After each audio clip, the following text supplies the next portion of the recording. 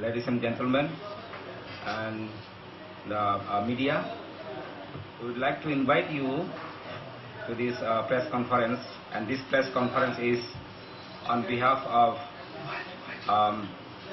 civil society organizations from least developed countries and most vulnerable countries, and representatives are here from different organizations, mainly from Bangladesh and also from the Philippines.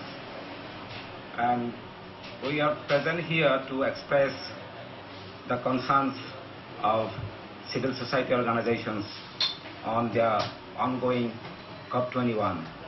So in the beginning, I would like to invite Ms. Sharmin Nilormi to read out the paper. So you have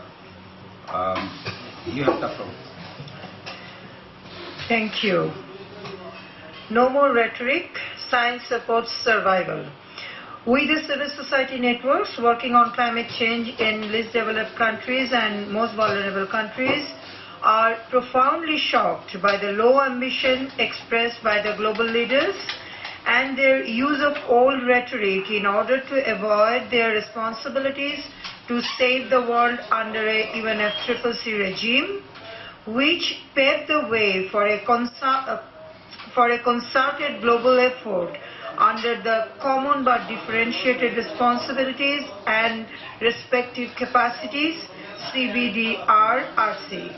In Paris, we would like to raise a few points in a bid to highlight certain minimum common denominators without which the said Paris Agreement protocol will not be useful towards safeguarding the well-being of the victims of climate change. If there is an agreement, it must be legally binding. The outcome of COP17 in Durban clearly suggests that the parties are supposed to work on to deliver a new and universal legal instrument or other outcome with legal force by 2015 for the period beyond 2020. All parties, irrespective of their respective contribution to the problem, agreed to achieve a global goal. Accordingly, developing country parties, including the most vulnerable countries, have come forward with their intentions to reduce greenhouse gas emissions. We now observe with disgust that the most emitting developed countries, including the USA, and also the major emitters from the large developing countries, are hiding behind rhetoric and trying to avoid a legally binding protocol. We denounce such a cowardly repetition of same old rhetoric. As in agreed in Durban, if there is a protocol or an accord in Paris, it must be legally binding for all parties. Anything less will not be acceptable. 1.5 degree is just to survive. Difficult is not impossible. The technical summary of the Structured Expert Dialogue, SED, placed in the 42nd sessions of SABSTA and SBI, has expressed the view that technically the goal of 1.5 degrees centigrade above pre-industrial level by 2100 is still achievable. Science has expressed concern that a 2-degree goal is too dangerous for ecosystems and agricultural systems to adjust. Recognizing the fact that the UNFCCC has set the objective to reduce greenhouse gas emissions to avoid dangerous climate change, it appears only rational to set the global ambition to keep warming within 1.5 degrees centigrade. We acknowledge that achieving this goal will be somewhat difficult. However, the SED report also tells us that if parties start working on it, it is still possible to achieve the 1.5 degree goal. The inadequate ambition expressed by the top emitters throughout their INDCs only guarantees a warming limit well above 3 degrees centigrade by 2100, which is a terrifying reality in many LDCs, small island states and vulnerable African countries. Such a poor ambition is unacceptable. The intended Paris Agreement cannot provide for a global action which only ensures loss of lives and livelihoods across the planet. Stop climate terrorism.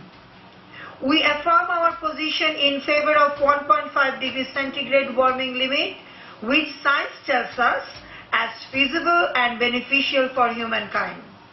We recognize the enhanced action by few developed countries, also concerned not to see strong political commitment for enhanced mitigation action in accordance with CBDRRC.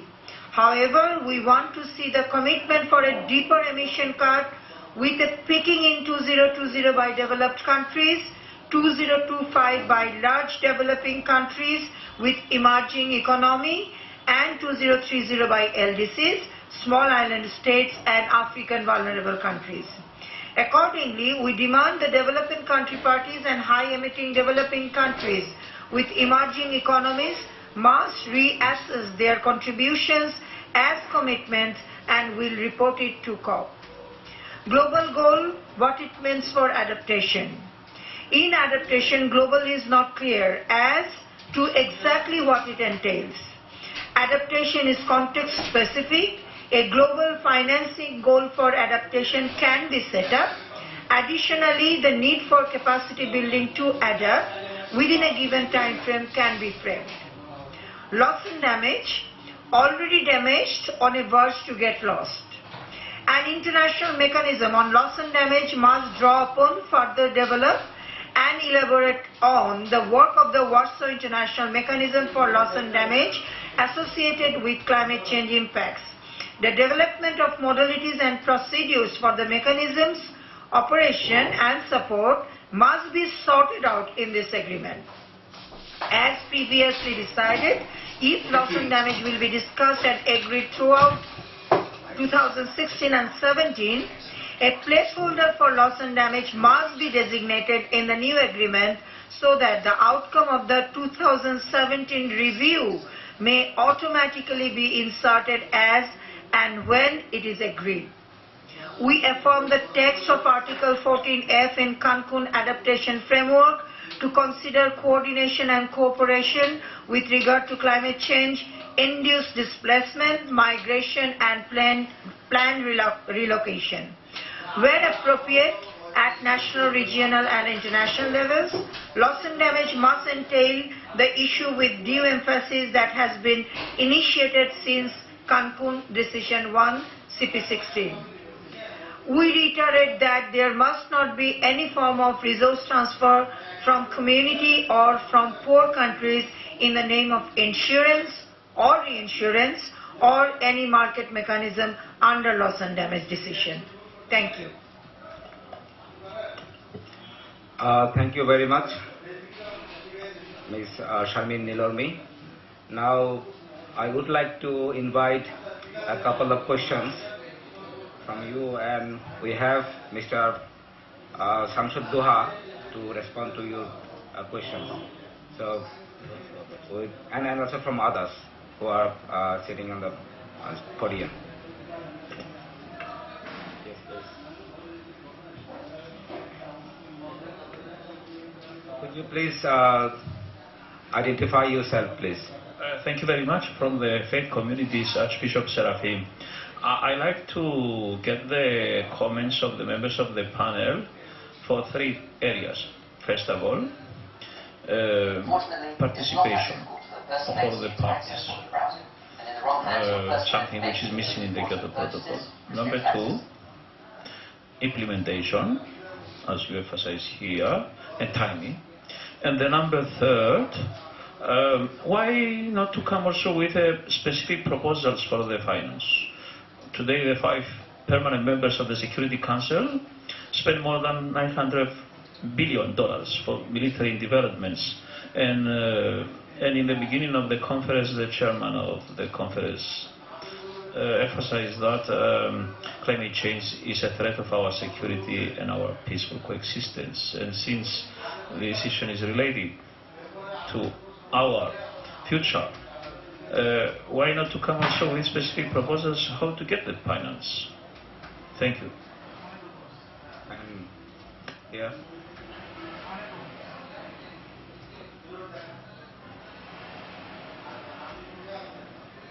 Okay, over there. Thank you. Brittany Francis from Oceans Inc. TV. My question is, does the panel think that the ocean should be formally on the agenda of the COP, given that its huge impact on island and coastal least developed countries? And if so, is this something that you will push for? Thank you.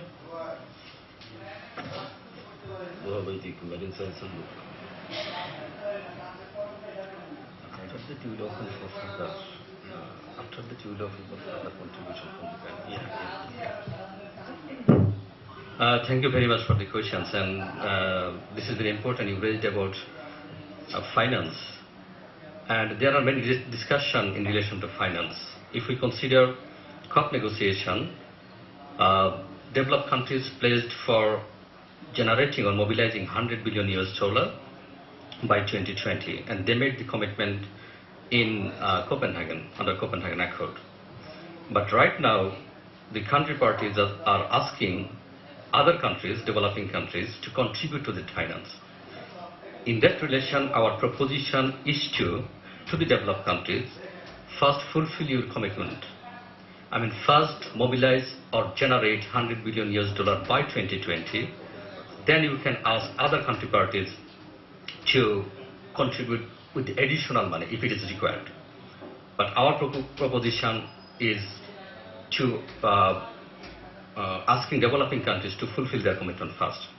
The other aspect, yes, this is a global pressure from the peace community and also from the churches to reduce investment in arms, which again generate conflicts, and allocate more money for establishing peace. And we are also campaigning for this. We are campaigning in Bangladesh and also in abroad to reduce investment in arms and conflict and provide more money for climate change and other things. Yes, ocean is very important agenda, and there are many sideline discussions to include ocean in climate change discussion, and we also think that this should be included because ocean has great role for conserving carbon dioxide. Thank you. If there is no more questions, now I would like to invite the rest of the panelists to provide their feedback. Okay, go ahead, please. Okay, I'm representing the HBCU delegation on climate change. And so my question is, what is the expectation for small island nations, and who is, I guess, representing that on your panel in terms of, agreeing to what you guys are expecting? Okay, thank you. Okay, thank you. This is a very important question. And the expectation of LDCs is very similar to the expectation of small island states. And our expectation in this COP to limit further temperature rise from the pre-industrial period to 1.5 degrees centigrade. This is also a demand from the small island states.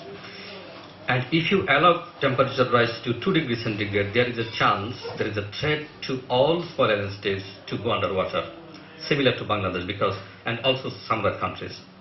This is one aspect. Another aspect, if you allow temperature rise to 2 degrees centigrade, there will be more disasters in the LDCs and also countries like Philippines and also small island states. So our position is to limit temperature rise to 1.5 degrees centigrade, and this is the bottom line. The another thing is that how to address, even if we limit temperature rise to 1.5 degrees centigrade, this will contribute to more loss and damage in countries like small island states, Bangladesh and the Philippines and other countries. So our position is to include loss and damage to the Paris deal with all the necessary elements. Necessary elements means compensation, accepting liabilities, and also establishing a displacement and migration facility under the loss and damage, because we cannot avoid displacement and migration from the impacts of climate change. Thank you. Thank you very much. And now I would like to invite Ms. Tete Lauren to speak. Yeah, please. Maybe later. Yeah, please. Good morning to everyone. My name is Tetet Lauron. I come from the Philippines, a country that is devastated by super typhoons year in and year out. Typhoons that claim thousands of lives and displace the lives of millions more forever. I also come from a region that has been so plundered by transnational corporations for our rich natural resources and labor that is made even more cheap with exploitative wages and labor conditions. Many of the governments here in this COP promote foreign investments as a strategy for development. And our governments, working with these corporations, grab people's lands for mining ventures, replace our forests for palm oil plantations in the name of climate mitigation. 21 COP negotiations so far. We have tried to reach out and raise our voices to the governments and world leaders gathered here to come up with a binding agreement that will first drastically cut emissions, second, recognize and acknowledge that they owe us. They owe us climate debt incurred through centuries of colonial plunder and the continuing legacy of neoliberal policies. Year in and year out, we have been fighting for a just and equitable trade architecture that is not based on the unrestricted exploitation and plunder of resources, and something that would allow policy space for our governments and people to chart our own sovereign development path. We have made inputs, submissions, interventions, but what did we get so far? And what is most likely to come out from Paris next week? Unfortunately, this 21st meeting of carbon-intensive club of frequent flyers has only resulted in endless debates. Until now, we are still hearing negotiators. What should be the level of ambition? Is it 1.5? Is it 2%? It's endless. We have been hearing so far climate finance. It's a very sticky issue because now developed countries who have taken upon themselves this commitment to provide financing to countries and communities most affected by climate change, now they're telling us, sorry, we also have our own economic problems. Maybe you can share the burden equally? I mean, that is just preposterous. We are now being bombarded with false solutions straight out of science fiction movies, and they call it climate solutions. These developed countries say that the world has changed so much since the time that the Kyoto Protocol was adopted and that we all need to change. But has it really? Has the world changed fundamentally? There is more inequality, there is more injustice in our countries and communities right now. Developed countries undermine the very foundations of this institution. They have trampled upon common but differentiated responsibilities. They continue to trample on historical responsibility and historical debt. They did not deliver on their binding commitments that they have put themselves into. They did not deliver, and now they're proposing that developing countries be at par with their obligations. This they do while climate-displaced communities from the Pacific, from the Philippines, from Bangladesh, we all flee rising waters.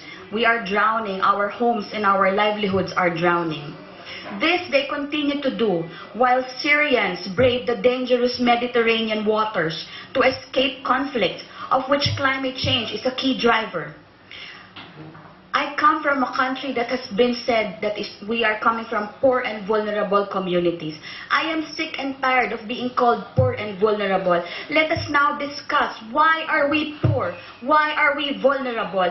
These are the questions that these government leaders would have to answer if they do want to find meaningful solutions to climate change. We are not here as an act of charity. We are not here begging for crumbs. Solidarity is founded on justice, and we are here in Paris demanding climate justice. The best adaptation is the defense of our lives and livelihoods. So we hope that all these calls for climate justice will not be founded on mere sympathy. Calls for climate justice should be founded on justice. Thank you very much. Thank you very much, Tete. Now I would like to invite Mr. Mizanur Rahman Bijoy. You have the floor.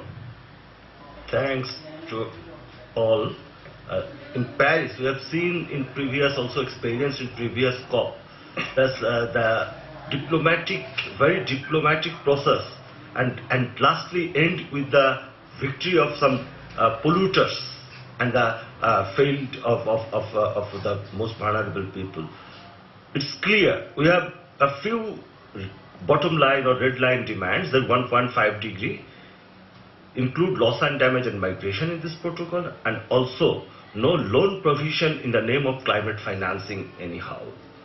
Because we have seen that in Paris, the developed countries are trying to pull out the achievement of Climate Convention of 1992. The basic principle, they are trying to overrule it. What was the basic principle? The developed country will allocate finance. They will share the burden with the respective capacity. But in Paris, they are trying to avoid all of this, their responsibility. So it's our clear position that the protocol or a legal binding treaty or an agreement will not be acceptable to us unless it have a clear goal to mitigate or to raise the temperature below 1.5 degree, to include the loss and damage in the agreement with migration and displacement, and also no loan for climate adaptation, and reduce their position for co-financing to the LDCs.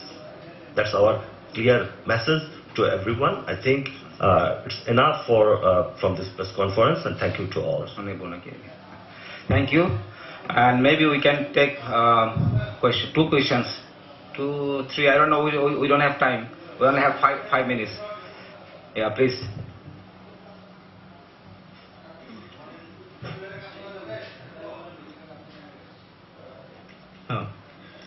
Thank you. I'd like to draw your attention about Paris Agreement. I think there will be a possibility, an agreement in Paris, but it will not be a legally binding. If legally binding agreement not delivered at Paris, what will be the position of LDC civil society? Thanks.